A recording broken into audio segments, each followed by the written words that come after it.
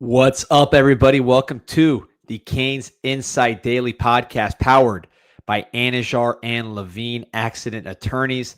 It is unfortunately not a victory Sunday here. As we know, tough defeat to Louisville. We broke it down quite a bit. I'm sure we'll continue to do so.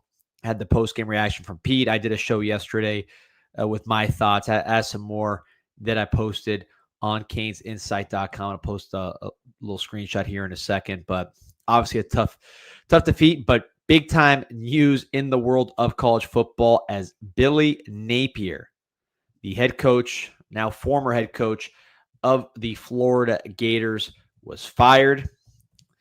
This is really an interesting one to kind of look at because Napier was hired the same year as Mario Cristobal. So they're very much, pull up the link here so you can see that, these guys were very much attached, both in recruiting, just in terms of comparing what they did with in-state programs. Of course, the two games that they played, both won by Miami by 3 scores. Plus, Pete Thamels, there's the tweet, 22-23 in 4 seasons, and Florida's 3-4 this year, coming off a tight win to Mississippi State. One of my picks, actually, on the show with Mike Ryan. Hope you cashed that one.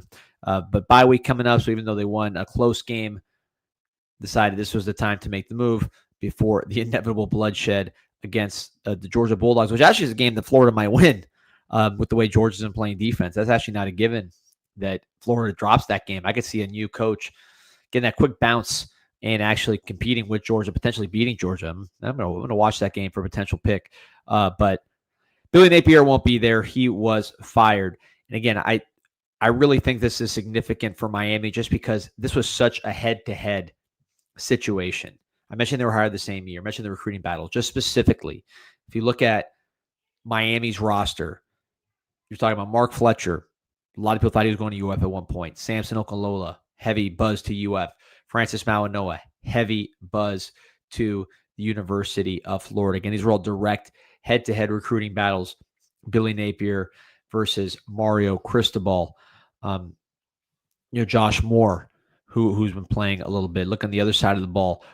Not as many battles now that I think about the other side of the ball. Zechariah Poyser was someone in the portal that they went toe-to-toe with Miami on, but really it was those big guys up front and Mark Fletcher.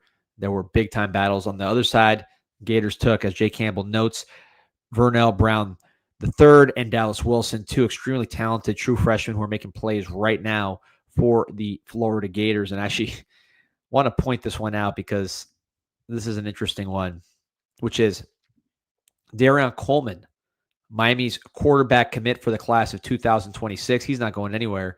He plays for Orlando Jones. They went to the state championship last year. I saw them take on Malachi Toney in American Heritage. Malachi Toney actually playing quarterback, as you saw for a little bit in that Louisville game.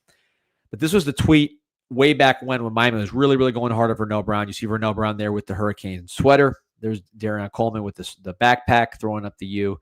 He's saying, how's he look, Canes fans? VB3 to the U. Of course, that didn't go Miami's way. Vernell Brown followed his father's legacy at University of Florida, and he's been an outstanding true freshman. Not quite Malachi Toney, but probably the closest thing in terms of true freshman. You could also throw Decarian Moore over there in Decorian Moore in Oregon as dynamic young players. Vernell Brown certainly in that category. And right here, 7:13 p.m., so basically an hour ago today, Darion Coleman revisits his old post for his old teammate from Orlando Jones with a little and the eyes. So this is a connection that's had a lot of success. Vernell Brown knows that Darion Coleman, if that were to be his quarterback, could get him the ball. Certainly, I think as someone who's ready to play right now, he would have to have some faith in Miami's ability to find a transfer quarterback. He certainly did that with Cam Ward. I think Beck is going to bounce back from this tough day, but has been, a good player. Obviously, has delivered the ball to Malachi Toney, who is someone who Vernell Brown would potentially play alongside. I don't know if he wants to be a slot only. He's someone who could play outside, so I don't think they necessarily bump into each other. But if you're one of these Gator receivers, and you're looking at Malachi Toney, who's candidly had more success as a freshman than the higher rate of Vernell Brown and Dallas Wilson, maybe you say, hey, I want some of what he's having. As I play these highlights, what I'm watching here is Darion Coleman last year. You know, let's pull Vernell Brown highlights. How about that? Let's see both of these guys in the same frame while we speculate. The other name, Dallas Wilson, of course, who is really physical, big X receiver that Miami's needed. He's been mercurial in his career as a recruit.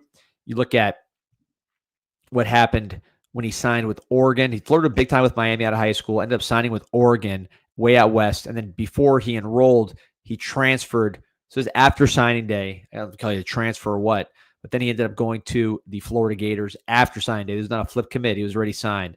So it was a guy who bounces around a little bit, extremely talented. Miami loves the player. I could see if we don't know who's going to jump in the portal. We don't know who's going to get hired at the University of Florida. We'll speculate on those names in a second. But if these names were to enter the portal, you know, I think you could definitely see a connection there. But yeah, here's Darian Coleman, number 4, throwing to Vernell Brown. You can see why Miami is so high on, or was so high on this player. He's also made those plays there he is. He's made those plays on Saturdays for the Gators. There you see. Let's see a couple of these connections here and dream what could be as Darian Coleman hits Vernell Brown. Stephen Aveo says, D, I love you. Maybe you got a little ahead with the January 19th talk. Feels like every game is single elimination. Playoffs are a failure. Definitely agree with that. As far as getting ahead with this January 19th, I mean, some of those, the hype podcast is kind of the deal, but I do think this is a playoff team. And if you don't make the playoffs, you're really struggling. Faith, family, friends, football, basketball, fish. That's a nice little list. Says no more stuffing Billy in the locker. Billy is permanently now in the locker. What's up, Coach Jenko? How you doing? Got Shad in the chat. Jacoby Graggs, go Canes. Canes Cats fired up. Jonathan Crumbly, we're number 9. We'll be okay. A lot of love, a lot of positivity here. I like that. Kevin Dennis saying, Hezzy Kent, definitely one of the current commits. So I'm looking at right now, Vernell Brown, who's already at UF, and potential portal guys. No information will be in the portal. This is just a speculation season. But Hezzy Kent is a guy that's committed to University of Florida. A lot of big schools after him. I think Mario would love to land him. Yeah, we got some late night Canes insight right here. Spencer saying, let's take some of the recruits. Problem is the recruits aren't that good. I'd rather get some of these guys like Dallas Wilson, J.R. Barr, seeing what I'm seeing. Hopefully Dallas Wilson in the portal to Miami. Canes Cat talking about Stubbs. I don't know if Stubbs would be one that would come back, or if we wanted to come back. LJ McCray, for sure. That's a good one. 5-star defensive end from Daytona Beach who signed with UF a couple of years ago. That was the Armando Blunt year, Justin Scott year for the Miami Hurricanes. They were really trying to load up on big-time defensive linemen. That was one of them. He got hurt this year, but Miami could use all the big bodies they can get. That's one, I could see happening. No information. Ben Hanks, big-time corner from Booker T. Washington, Gator legacy, but a Miami native who committed to Florida last year, hasn't played. I'm sure he's watching Frederic and all these guys, perform well, saying I wouldn't mind fitting in there. EJ pointing out raw connection. Yep, Dallas Wilson, a raw Miami teammate of Malachi Toney, so they know each other from there. I mean, that raw Miami team for Coach Duaso, who we had on the show last week, just unreal. Dallas Wilson, Malachi Toney, Calvin Russell, you name it. Drake Kendricks. If we went out, do you like our odds for Charlotte? We'll find out, man. That's a tricky one because you don't know what the other games how the other games are going to go. I think if we went out, I love our odds for the playoffs. I think it's automatic. As far as Charlotte, there's some weird tiebreaker stuff that's I can't say I have a firm grasp on right now. I just know ACC tends to ACC, so we got to win. Ask when I take a flyer on Lagway. I would. I'm a tools guy. As long as the tools are attached to good character, I'm a tools guy. I like Lagway. I like Sellers. I like a lot of those guys. Let's see. A lot of comments on the game, which I want to get to in a second here because obviously I know we've done a few shows on it, but we can still talk about it. Let's see. We got Coach Jenko asking about their running back ball. He had a great game, couple games in a row now. He certainly had a great game against Mississippi State, going well over 100 yards. Talented guy that really wasn't used probably as much as he should have been. 231-pound back. I know I was kind of going back and forth with Peter on him, but look, this guy could thrive in Miami scheme. There's no question. He's a true sophomore, so he can't go pro. So if he doesn't like the way things are going, he'd be a candidate to potentially jump in the portal. That wouldn't be impossible. Let's see. Any other comments here on the Gators? So yeah, it's just as we watch these highlights, in terms of Gator coaching potential candidates, the name's going to get the most attention is Lane Kiffin. Lane Kiffin, who reminds me a lot of Steve Spurrier, just with the way he likes to talk. That was what Spurrier was known for, the offense. Just a lot of Spurrier to me in Lane Kiffin. And Florida fans loved Spurrier. I can't explain enough how much, being around a lot of Florida fans, how much they revere Spurrier. It was like a cult-like thing. It took a little while to accept Urban Meyer and his offense because they were so locked in on Spurrier. I remember Mullen and Urban Meyer that first year, they were complaining about them all the time because they love that Spurrier offense. I just think Lane Kiffin's going to remind some guys about Spurrier. There are some high-profile people in that program, or at least in the administration, boosters, that don't want Lane because of his personal problems. Well documented. He had that special where he talked about all of it. Plus, to me, I'm not sure it's a guarantee that Lane would leave. He's having a lot of success at Ole Miss. They've been better than Florida lately by a lot. Florida's last few coaches have not had success. Whereas, like a Hugh Freeze at Ole Miss, he had a good run. It had nothing to do with his football, why he's not at Ole Miss right now. So, not a guarantee Lane would leave. If you watch that documentary, he's got family there in Ole Miss and in Oxford. Guys have gone over there to move. It seems like they're just kind of, I believe his daughter goes to Ole Miss. It seems like his nucleus is there and they have everything they need from a resource standpoint. They also passed over Lane twice, so maybe he says F off. A lot of the same people are involved. JD Pickle said, if UF wants Lane, they got to understand he gets the keys and all, not just coaching. I'm sure he knows he got UF over a barrel if he decides to pursue that job. So that's something to keep an eye on. Eli Drinkwitz from Missouri, to me, is one who's been a consistent winner the last few years, built the program the right way, strong trenches, strong defensive line, strong running game. The quarterbacks have been pretty good. They've won games. They haven't gone all the way over the hump, but they produce NFL players, and they really maximize, I think, what can happen in Mississippi, Missouri. He's one, to me, that would be more likely to leave than a Lane. Let me say this. I don't know the inside info on that.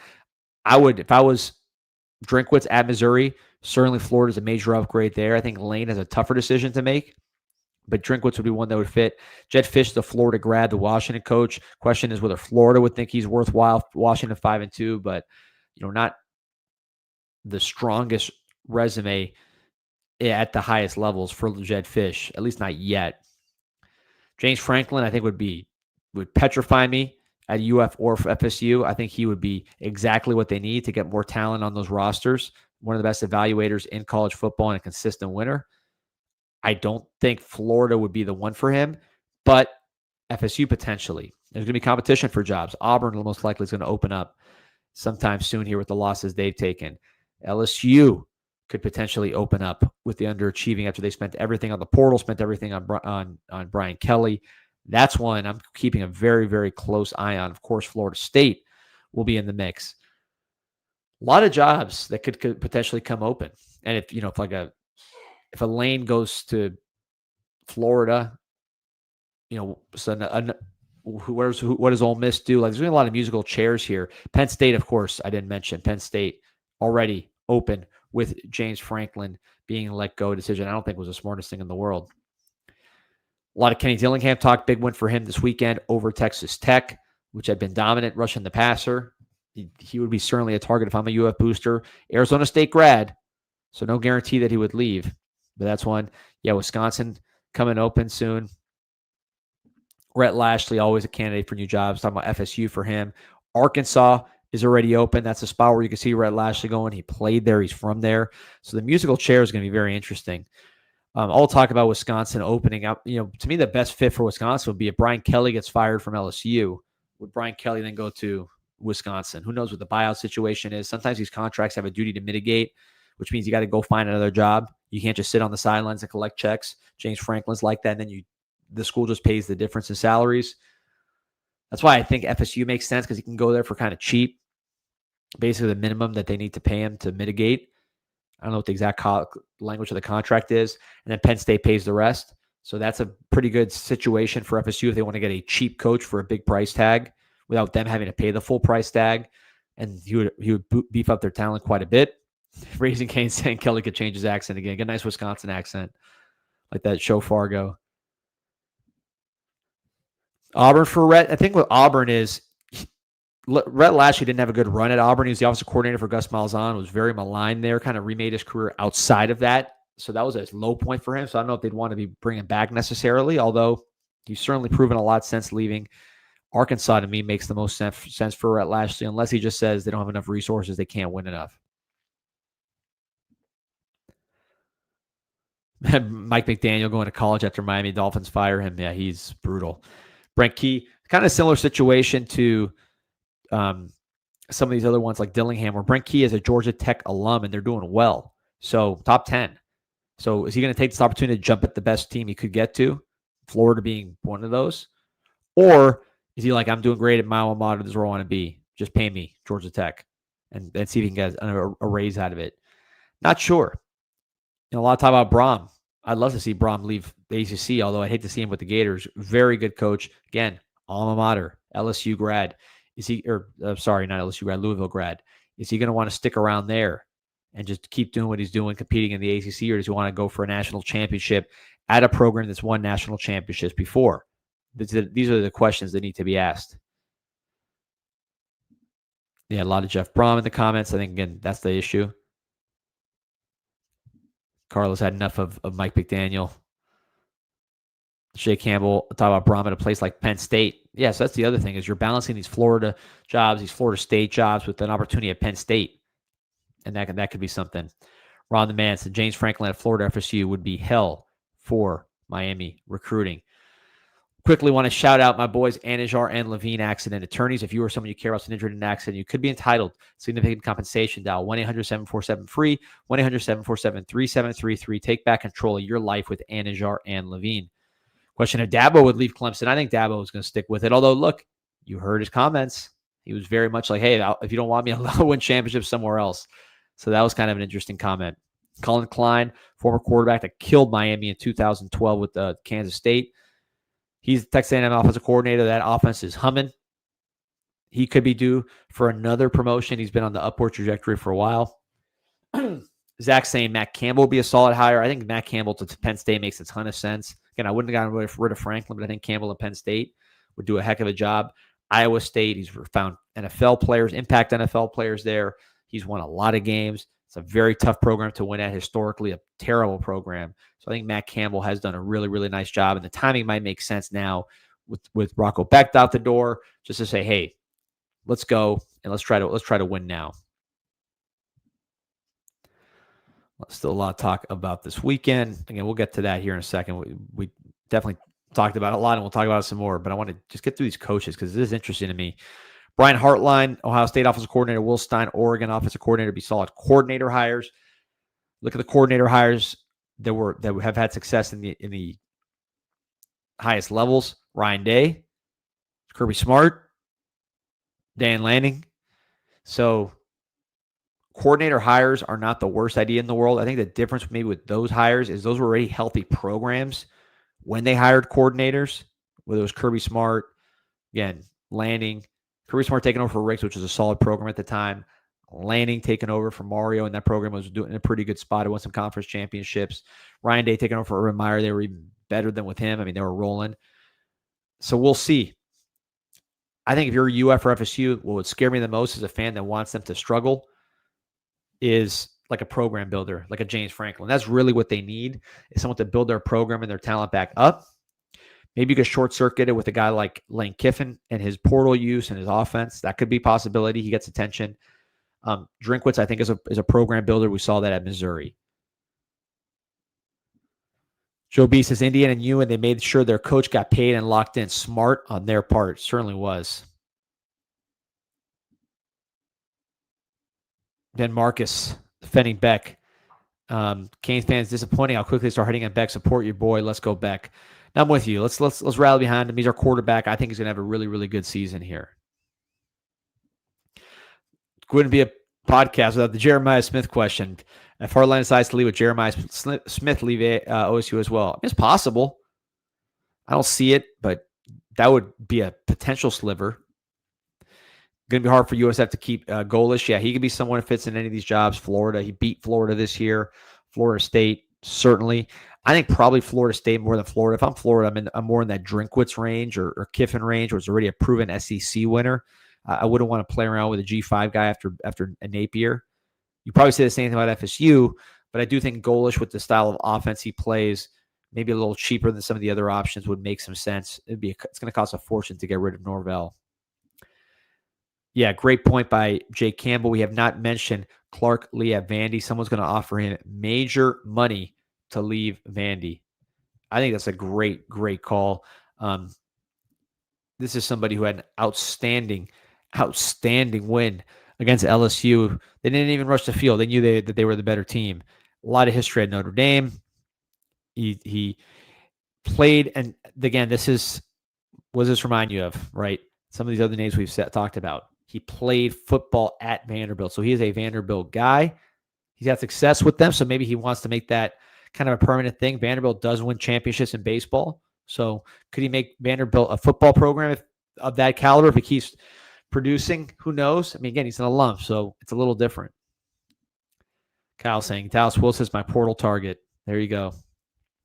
Penn State for Clark. That's another one that would potentially make some sense. Some sense.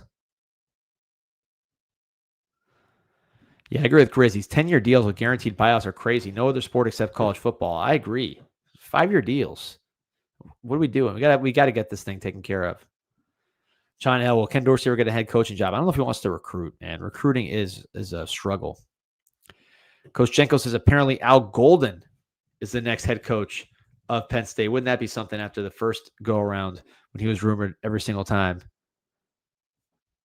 Yet, I mean, nothing going on. I don't think Cincinnati Bengals are too fond of Al Golden right now. He's had some struggles when it comes to defending at the NFL level. Of course, personnel, what's happening on offense has something to do with all that, but I don't know. Fence Post says his A's are in a tough position. They also often have the same agents as the coaches they're trying to hire. So it's a little bit of a conflict. Sometimes there's maybe a looser connection between the agents, but that always happens. Jordan Roebuck says, OC Dawson needs to make croquetas at Islas Canarias. He is a terrible OC. Pay him $1 million to run the ball up the middle, a dummy. Well, you gave me a nice excuse to talk about Islas Canarias, where they do have very, very qualified servers. I don't know.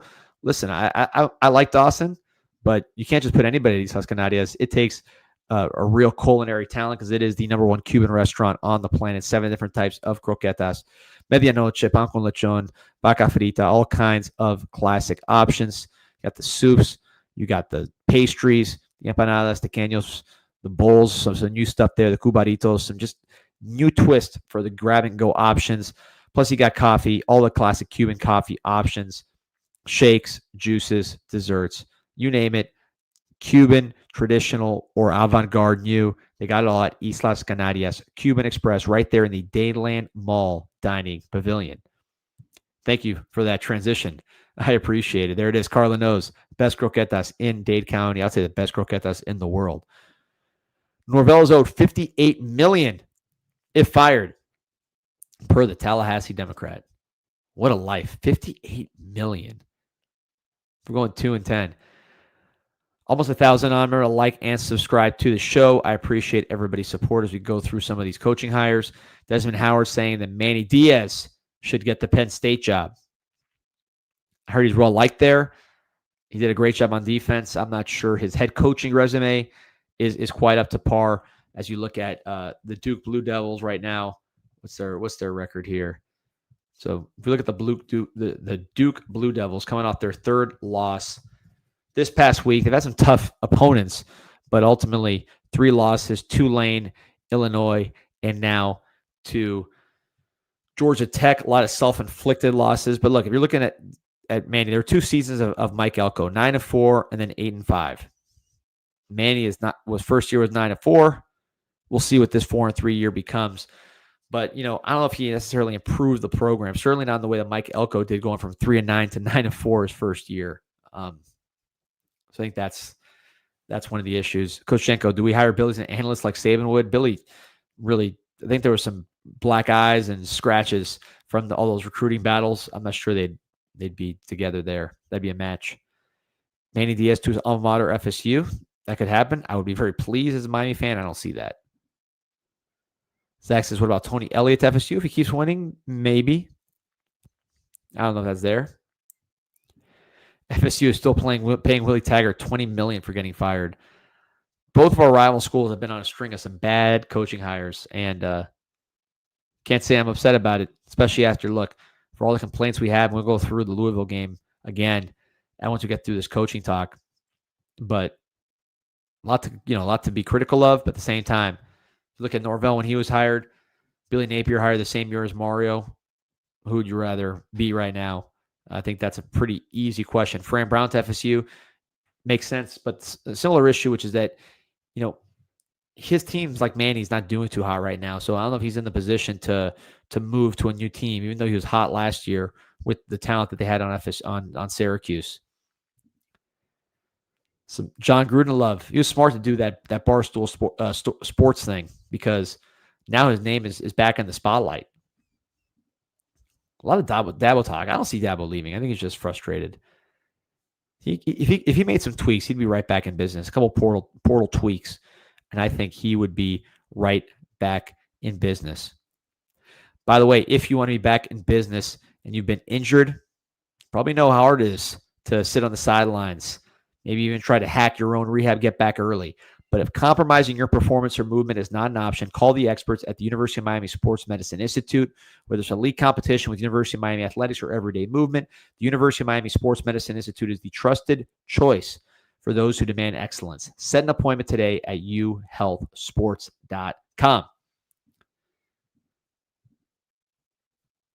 There is John Gruden said he wants to coach again. We'd love to coach in the SEC. A lot of comments on the game I want to get to here. I know we went straight kind of to the coaching talk, but there is a lot of comments here. Canes got saying BTA to everyone next week. Big favorites over Stanford. Let's see what we got here. A lot of comments on the running game. Teddy Rose, can you please explain how Mario justifies the run play scheme? I mean, this year they got to get better, right? The two straight bad games, really bad games, FSU and at Louisville, two fronts that weren't that good. I would say Mario probably justifies it as far as justifies why they do it the way they do. I mean, they've had success. They were number 5 in yards per carry last year, never took losses. I think we were top 5 in avoiding losses as well, and we converted everything. So it was a very effective running game last year for the number 1 offense in the country. Has had success at Oregon as well, and really even in 2023 with TVD throwing too many picks and very mediocre talent at running back. Henry Parrish was pretty good, but then Don Chaney behind him, we were able to run the ball at a top 25 level per yards per carry. So I think he would defend it that way as far as the results, as far as why he does it the way he does. They do not want negative plays. They want to consistently get positive yardage. They want to push people, and they want to take over in the fourth quarter, which they've shown they can do. You saw Notre Dame, you saw UF, some of those examples where the running game really, really wore down the other team, particularly UF. The negative is they've been reading it all day the last couple of weeks, bringing heavy run blitzes and just devoting bodies, screaming downhill, taking away that inside run game. Miami struggled to get that going. I think I mentioned this in the post show I did on Saturday, but I think the penalties had a lot to do with why our running game struggled. We only ran it 18 times, which for a team that lives off the running game and setting a physical tone, that's very, very low. I think that was just the pace of play with all the penalties, 1st and 15s, 2nd and 25s. It was hard to really get to the point where we could run the ball the way we are supposed to and play Miami football. So I think that had a lot to do with why the running game failed. Jake Campbell said, have you seen the Aaron Murray breakdown of Beck? Good was good, but bad was bad. And when he wouldn't take what the D was given, he missed a couple of big ones. Very good watch. Yeah, that's on my to watch list. Aaron Murray, a really good analyst, big Canes fan as far as like this year's team. We'll see how the national perception of the team changes after a tough loss.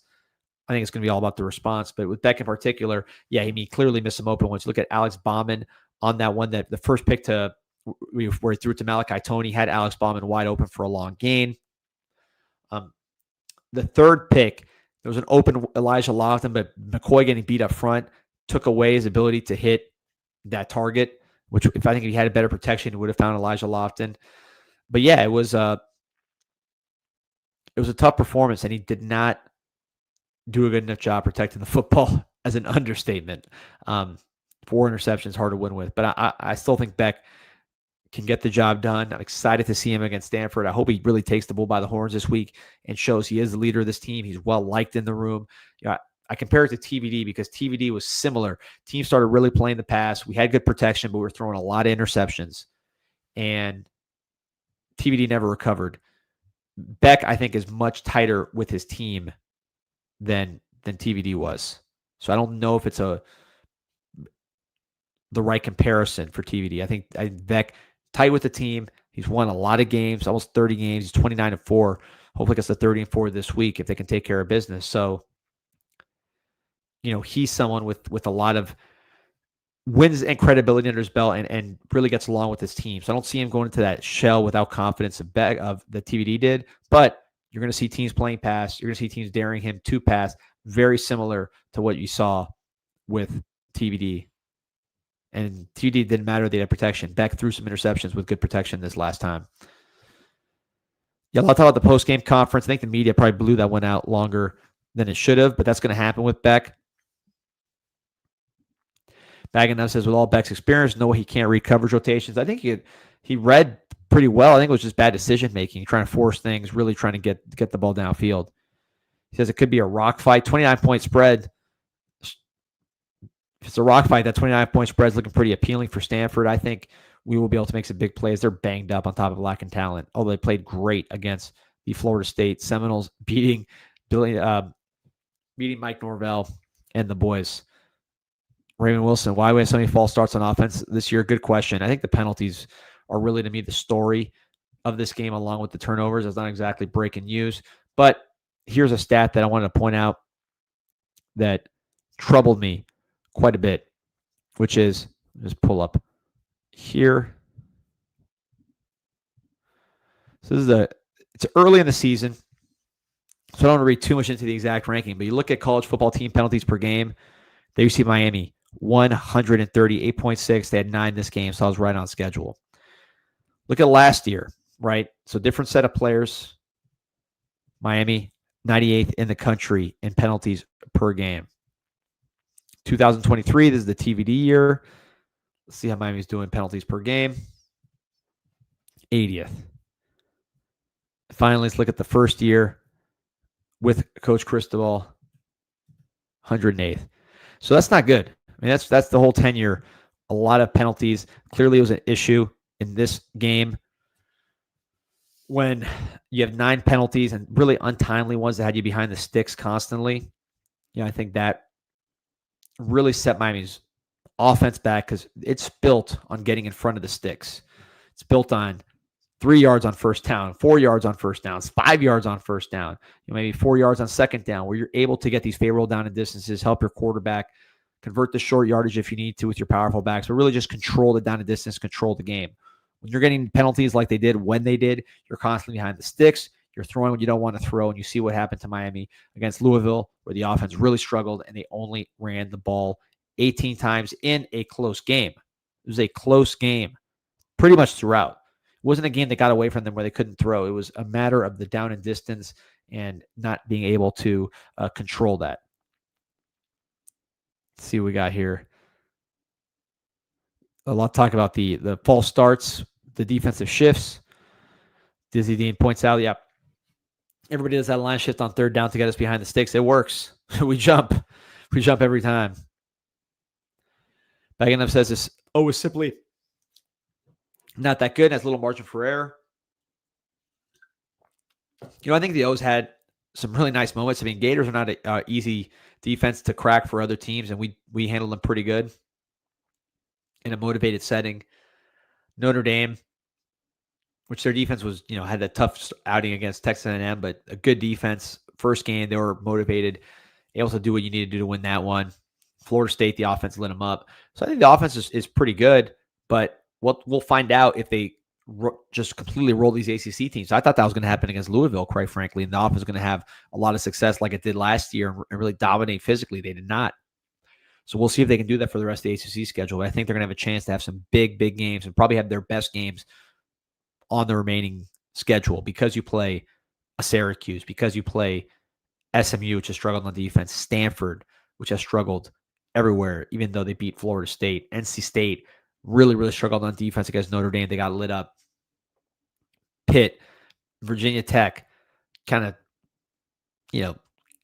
average to below programs. Pitt probably a much tougher battle than Virginia due to the success that the freshman quarterback is having. Joe Renner says false starts at home are inexcusable. So it happens sometimes. The consistency is the problem. Jake Campbell says, cultural question. Why doesn't Miami ever improve as the season goes on? Seems the team always flatlines and free falls. Once film gets out on them, 2016 was the last time they finished strong. Yeah, that's been a problem at Miami for many, many years, and it has not been solved. Certainly wasn't solved last year after the Syracuse and Georgia Tech game. So we'll see. Patrick Conyers is concerned, says, I don't think we're going to make it to the ACC championship game and the playoffs. More losses are coming. G Nice says, why don't we rotate the D-line? We have plenty of depth in that room and not understanding, plus prevents injury to starters like Hakeem. I think with most teams right now, there's a big drop-off between starters and backups on D-line because the good backups are getting poached in the portal. Miami has some good depth. Marquise Lightfoot, Armando Blunt. You saw Herbert Scroggins even get a couple reps in this last game due to Messidor's injury. Booker Pickett had a few reps. So I think you'll see some more of that, especially as time goes on. Kyle says, Louisville's number 13 ranked defense. Nationally, number one in ACC in defense. People don't realize this. Yeah, they were a lot better than I thought. They made some incredible plays, athletic plays to intercept the ball. I didn't think they'd be that good based on tape and how they looked the year before, but they were. They shut me up. They played fast. I think the fact that they were in the game early and it was just a competitive game from the start allowed the defense to play with a lot of confidence, a lot of verve, and the play calling was fantastic. Really he knew our tendencies, completely stuffed the inside run game, and then the turnovers. Again, very, very spectacular plays. See, West End Zone says, I didn't like the body language and other indicators. I agree. This is a big week. And the truth is we're not going to see what's happening behind the curtain because we're not there. Baggins said they hit more and were much more physical on D than we were. I agree.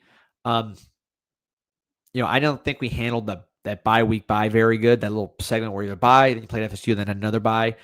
Not an excuse because you're going to see other teams have that same schedule, particularly in the ACC, and I bet they probably handle it better than we did. That's on the coaches to handle that time period, and it didn't happen. But I think that was a factor in why we weren't flying around. Just came out flat. The energy from the team was flat. The energy from the crowd, quite frankly, was flat. That's probably more of a reaction than the cause, but certainly it was just a flat environment in that building. The defense never did anything to really get it back, at least in that first stretch. Eventually, they got going and played better. Shout out to Heatherman for getting them back on the scene. But yeah, as Kyle says, a lot of missed tackles on defense. I don't think it was a motivation problem as much as they just weren't physically, technically ready to tackle the way they should have. And I think that goes to preparation. I'm sure there'll be a teachable moment there as far as how to handle this bye week game by situation, since it's so unusual, just kind of lessons learned. Yeah, also, do we know, do other teams know our tendencies now? Are we too simple and not switching it up? We'll see. Angry Ape saying everything felt off in the stadium. Entrance audio was off. True. The sound in the stadium was always low and the players didn't seem too excited to play. Yeah, it was bad vibes. Crowd was abysmal. Yeah, I mean, I agree. I said that, and people get mad. I do think, like, the Friday timing and the traffic, it's just, there was a lot working against a lot of people that really wanted to be at that game, and they had to fight through very annoying traffic. Student section is the ones that I'm upset about because it was very empty there. Well, people saying the crowd, you can't blame the crowd. Man, I don't know how many times I got to say it. The crowd was not the crowd didn't. The crowd's not going to impact this. The team struggled because, well, for a million reasons, the turnovers, the penalties, the fact they didn't come out of the bye week prepared to tackle, which against a coaching issue. The fact that this coaching staff, particularly Mario, has dropped this kind of game pretty consistently for a while, so there's not new. A million reasons. But that doesn't preclude me from saying the crowd is bad. I think that's what people get mad. Every time you say the crowd, they're like, oh, you're blaming the crowd for the team playing bad. That's not what I'm saying. The team played bad because the team played bad. They were it was the players and the coaches. So, and the other team's players and the other team's coaches who had our number the whole way. I mean, Brahm's one of the best in the business. We've gone through it all. We can go through it all again. Crowd was not the reason we lost. But That doesn't mean I can't get after the crowd for not doing it. And then Tim says, stop defending yourself from clowns, players feed off the crowd. I mean, look, people always, when you're behind the crowd, the first thing they hear is, or let me say this differently. The first time that you criticize the crowd, the first thing you're going to hear is, you're making excuses. No excuses. This would have been a loss in a COVID game with the way that we came out of that bye, the way we prepared, the way we tackled early on, the way we failed to protect the football, the penalties, self-inflicted, all that stuff. We've gone over ad nauseum. However, it doesn't mean that independently the crowd wasn't a problem. Talk about the OJ talk. Whenever they throw at him, OJ gets beat, pull the tape. Well, I mean, look, first of all, when you don't throw at someone, that means they're covered. So I think you can't say that by itself. But when it comes to Frederic, look, I thought watched the All-22. I thought Frederic played fine. Frederic's the last of my problems. I thought he had some awesome. First of all, Chris Bell is to me the best receiver I've seen besides Jeremiah Smith. Earlier in the week, I called the best draft eligible receiver. I think that's selling him short. I think he's the best receiver besides Jeremiah Smith right now. Unreal horsepower. He plays hard. He's gotten much better catching the ball and running routes. He's just a freak of nature in terms of the size and speed. The 220 with this acceleration he has. And look, Bell caught some passes on him straight up. Not that many. And then Frederic made some great plays, almost had a pick on him straight up. So that was a back and forth battle. The two long touchdowns, one of them was a crosser where, OJ basically got picked, got knocked off. And then when the ball got to Bell, he just accelerated through our defense. That was not like him just beating Frederic on an island. The second touchdown was zone coverage. He caught it right in between the zone. I don't even think Frederic was in the picture, and then exploded upfield and scored a touchdown. So that was really, to me, more about our defense, more about Chris Bell being great, Miller Moss hitting him on time, being accurate, not being shook up, more than Frederic. I thought Frederic played fine. Fresh says every year is something. 1 year the defense doing good, the other year the offense is doing bad. We need a complete team, both sides. I mean, our offense is not. There's not like a. Maybe it's because I've been around for a while. I've seen some pretty bad offenses back in my day. So I don't think this is a bad offense. I mean, it might look bad compared to last year, which was elite. But right now we're ranked 41st in the country in scoring offense. We're actually right below Louisville. Louisville's number 40. And here, let me pull up the stats here so you can see. It's on teamrankings.com. So Louisville, 40th in the nation in scoring offense, 30.6 points per game. Miami, 30.2 points per game. I expect this number to go up. I mean, you play Stanford. You hope you get more than 30 points against Stanford. Probably hope you get more than 40 points against Stanford. SMU, that should be a high-scoring game if you're executing an offense like you're capable of. NC State gives up a lot of points. Syracuse gives up a lot of points. Pitt's okay. And then Virginia Tech is basically an interim team. So, I could see Miami finishing very, very high. Not as high as last year, obviously, but certainly in the top 20 in scoring the offense if the team keeps improving. But there's no guarantee they'll improve. Again, we saw in 23. We thought that was just an aberration with TVD throwing the picks, and then became a trend and ultimately a major, major problem. So that's, to me, the story of the season is Carson Beck getting back on track, not letting this snowball, all the outside noise turn into internal noise. That's the key. It can't be a TVD situation, but I don't think he's TVD. Got much better relationship with the team, much better just overall player, and somebody who has won a lot of ball games. You want to win some games, play some games, try the Play It Forward program. This is KashKick, KSHKICK on the App Store. Again, KSHKIC on the App Store. One of the coolest apps around, 4.5 plus average rating. Number 4 in the lifestyle app section ahead of Pinterest. This is a big-time app, over 1.5 million downloads. We're talking about a real deal app, and it gives you the rare triple win. All your games, if you download the KashKick app, get congregated on your phone, get aggregated on your phone is probably a better way to say it. All different types of games, whatever you like, they got, whether it's crossword puzzles, RPGs, action games, sports games, coloring books, you name it, they have it. Just any kind of game to pass the time. You get on your phone, or even if your kids are playing KashKick. And then the cool thing is you actually make money from advertisers as you play. But it's not going to be a second job. There's extra money on the side just by playing games that you'd want to play anyways. And here's the third part with the Play It Forward program. The advertisers will donate an equivalent amount to what you get paid to the American Cancer Society. So you're playing games, having fun, you're getting paid, and the American Cancer Society is taking donations. The rare triple win right here. You earn $54, we donate $54. KashKick and the Play It Forward campaign. Suyo Lai says, why is Bama higher than us when we beat the team that beat them, and the team that we beat will beat FSU, who beat Bama? It's a good question. Bama's playing pretty good right now, so I think they're being rewarded for beating a lot of good teams. They beat Georgia, which was a good team. They beat Missouri, which is a good team. Beat Tennessee, which is a solid team.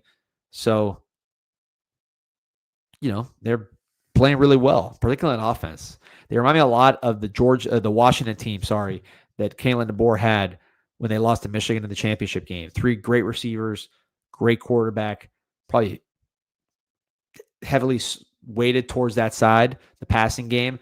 But unlike that Washington team, this Alabama team does have some talent on defense. I don't think they're like an Alabama vintage Saban defense, but they do have more talent than Washington did. So I think that's what's helping them. Make Out Florida says Marty needs to be running back 1. I mean, I love Marty. He definitely needs to play. I think Fletcher solidly running back 1. He's averaged a higher yards per carry than Marty, just as physical and short yardage, just as good as far as like pushing the pile and doing all those things. Probably a little more juice. Great pass protector as well. Really, both of them are. All 3 of them are. So I would say Fletcher's still number 1, but Marty has certainly earned the right to play, and got to get Jordan Lyle going. Has not clicked yet. He just hasn't clicked with the scheme. He's bouncing around. His vision needs to click a little bit, but I think it's kind of like Damian Martinez. Different style of runner, but Damian Martinez took him a second. Jordan Lyle's been injured. That set him back. He's such a hard worker. He's so talented. You saw a little flash of that on the first down he had. I think you're going to see him quite a bit. Gio asking, is this an emergency broadcast tonight? No, I just like to go live when things happen. Yeah, Marty and Fletch both great. I like them both too. Raymond says, I'm spoiled by the 2001 team. I know it's not 2001, but can we destroy some Power 5 teams? Even in 2000, we were beating people by 30 and 40. It'd be good to get a few games like that at least. Certainly this portion of the schedule. Stanford, Syracuse, Virginia Tech, clear candidates. Notice Wilson, another comment, need more rotation on that defensive line. Dan Olden says, Bama is strong, but not being able to handle the run is going to catch them. I agree, and they don't run the ball either. Their leading rusher was Jeremy Bernard in the last game. They do not have the running game they used to. They throw on 4th and 1, which is like not Bama at all. When was the last time you saw Miami throw on 4th and 1? Maybe that Elijah Lofton play that didn't work. It was a throw to Mark Fletcher last year against Georgia Tech. So we usually like to run when it's short yardage. Damon Williams saying things like Beck thrives with wide receivers with large catch radius. A good observation. Colby Young, definitely liked him. I would love to see that Josh Moore connection continue to develop. Yeah, Hayden Lowe would have been great here. Talk about defensive line rotation. He certainly would have helped out with that. This is what I think needs to be said, is that Miami's had a tough schedule, one of the toughest schedules in the country. We've had one cupcake. I thought Louisville would be more of a lighter touch just because of the size of their team, but clearly with the way they played, the way they performed, the basically them winning the coaching matchup as they did, the play calling matchup, and then the team playing extremely expired football, their playmakers in Isaac Brown and Bell making a lot of plays. Louisville's a lot tougher than I gave them credit for. That's, me misreading some of their performances that they put on tape against Virginia and Pitt, which are not good. They played a lot better against Miami, a lot of talent, and you can't underestimate ever their coaching staff, how good it is. So, yeah, we play some good teams, man. Let's see what we look like against Stanford. If we're the team we think, we should just bury them. But that's not a guarantee that Beck protects the ball and we bury Stanford. Stanford just beat Florida State. They got a little more juice now with Andrew Luck. They're banged up, but still. Can Miami take care of business? 28-point spread. Clearly Vegas thinks so, but that's not a guarantee. What is a guarantee is that Duffy's accepts credit cards. This is Duffy's Tavern right at the edge of Coral Gables. Games were rolling all Saturday, all Sunday. Tough day for Dolphins fans, but you could have seen that meltdown at Duffy's Tavern. At least had a nice drink or a nice meal while that was going on. And for years, over 60 years, they did not accept credit cards, and it still was a vibrant establishment just because it's so popular and so cool in there and such great vibes and history.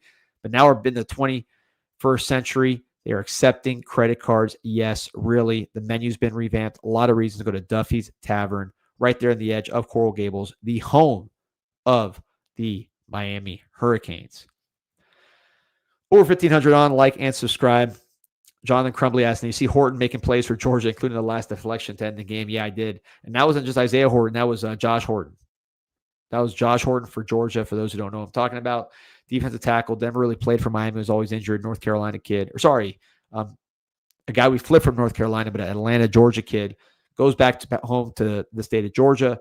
Goes to the Bulldogs without any guarantee of playing. Works his way up and actually did have a huge impact there at the end of Georgia's victory over Ole Miss. 2 big plays. Looks big, looks talented. Good get for them as far as adding cheaper DT depth. I think he was probably cheaper for them than for us because we had signed him to that high school NIL and he went to Georgia, sort of a prove-it hometown kind of deal. But right after that, when I got home, Isaiah Horton caught a touchdown. So those guys were making plays all over the place. Colby Young, unfortunately, hurt, making a lot of big plays for Georgia before the injury. Daniel Castillo asking, where do you go from here, D? Historically, we would plummet after this loss. That's what I'm worried about. That's what I'm worried about, man.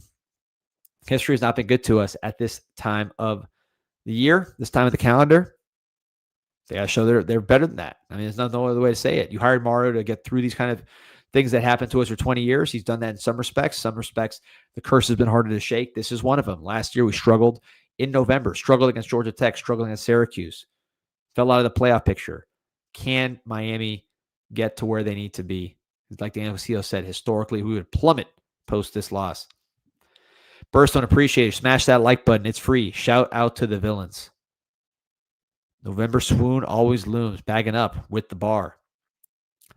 Burstone said, all's not over, fellas. Get your heads up. No time for pity. Now, we got the whole season ahead of us, man. This is just the beginning. It's going to be a little more stressful because you already got one loss in the bank, but that's fine. That's more excitement with these ACC games. A lot of football to play, a lot of games to win. Most importantly, the game against Stanford got to be 1-0. That's the message in the Miami building. I've seen a lot of people saying it already. Gotten a lot of text. 1-0 is the message. Stephen He says CMC better get this team to play hard or he's going to have a Napier-like fate. Certainly, but look, he hasn't to this point. I mean, that's why he's 2-0 against Napier. That's why his team showed up both of those games, and that is why Miami is getting where they need to be. Let's see. George Sherry says if we lose to Stanford, Mara needs a Norvell treatment. I didn't want to think about that, but certainly that would be 29-point dog. I don't think Stanford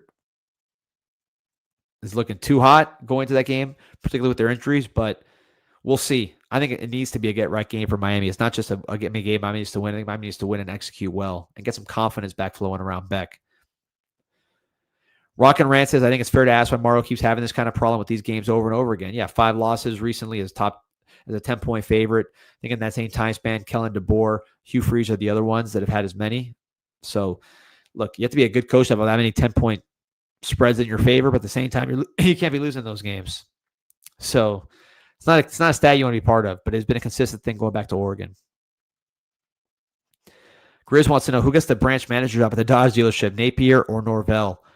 Yeah, I think Norvell could probably be an offensive coordinator somewhere. The moment it really went wrong for me with Norvell was when it went wrong real early. But one of the things that was like an eye opener was when he hired Gus Malzahn to be the OC. It's like you're the head coach. Like you're there for calling plays. Like that's why you are a valuable player coach is because you have a good offense. Norvell's not there for like being a recruiter or a portal guy or a CEO guy. It's not what Norvell does. So when he gave up the offense, it's kind of like that old Office Space. Like, what do you do around here? Tommy Cruz says, how do you feel about the rest of the season? Me personally, the excitement is gone. We're not supposed to lose to Louisville. We're number 9 team in the country, man. If we can win the rest of our games, we'll be 11-1, which we have not been since 2002 Fiesta Bowl. So there's a lot to play for, and we're favored in all those games. So I get the cynicism that we're going to drop it because we've always dropped it. I also expect us to be the favorite in all those games. So that's also kind of a realistic way to approach the game. That's how Vegas approaches it. They're not Miami fans. So could go either way. I mean, certainly I think the excitement is actually returned, but kind of in a bad way because I'm a lot more nervous about these average ACC games than I was before. I'll tell you that.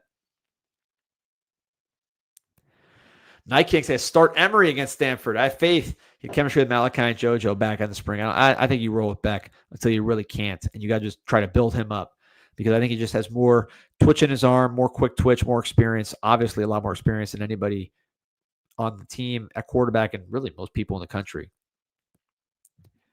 No question from Omar. Do I have any insight on who the 12th game is after South Carolina dropped this because they got 9 games on their SEC schedule now? I don't know. I will find out. I'd love to go to that game we're not going to go to that game. So we're not going to play South Carolina. I wouldn't mind if we took South Carolina's quarterback, Lenore Sellers. You keep hearing buzz that he's not ready to go pro and he shouldn't stay at South Carolina. I think Miami jumps to the front of that line. There's no knowledge, just speculation. Maybe it's just wishful thinking because that's the guy I think has the best tools and character to really get it done. Running quarterback, you see how that opens up the game too. I think part of the problem is Beck, you talk about the running game, they know Beck's not going to keep it. So that's the problem.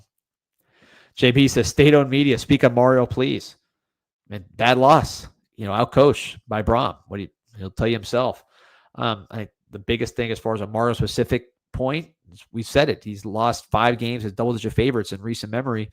I don't know when the clock started on that, but over that time span, DeBoer and Freeze were the only other 2 with that many losses as double-digit favorites. So, not good. Not a stat you want to be among the leaders in.